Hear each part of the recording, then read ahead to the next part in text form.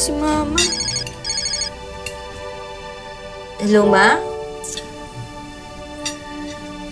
Opo, nandito po si Papa. Pa, kanina pa raw tawag sa'yo si Mama. Nasaan ba yung phone mo? Hindi ko alam eh. Naiwan ko ata sa kwarto. Sige na, sabihin mo mamaya ako na lang siya kakausapin. Busy pa ako. Sige na. To Jenny, excuse me po ha. Kausapin ko na si Mama sa labas.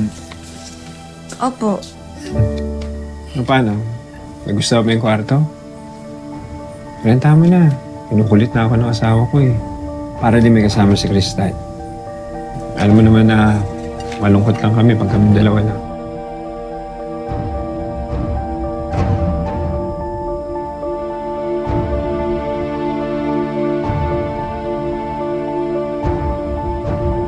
Kung ganyan ba naman yung itsura ng mag-aalok sa akin, makakahindi ba ako?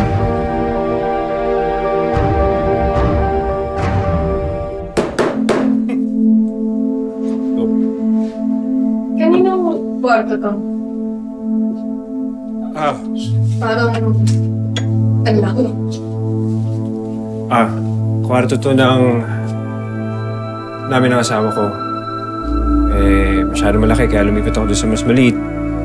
Nalulungkot kasi ako kapag mag-isa ako.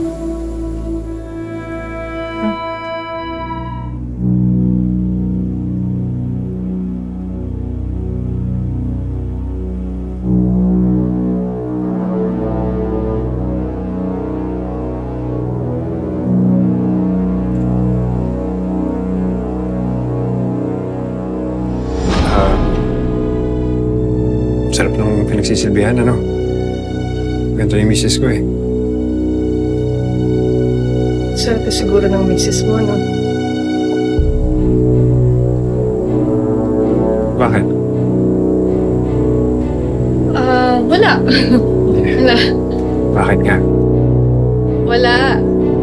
Sige na, tapusin mo na yan. Ako na magluluto ng hapunan. Sige.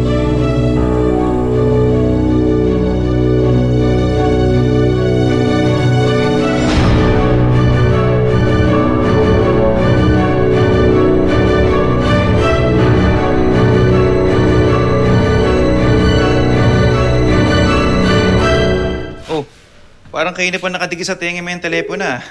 Problema kayo naman? Wala.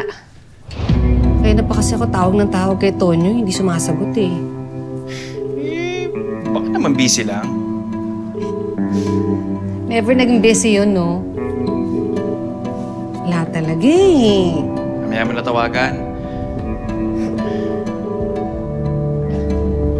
Ay naku, sumagot ka naman.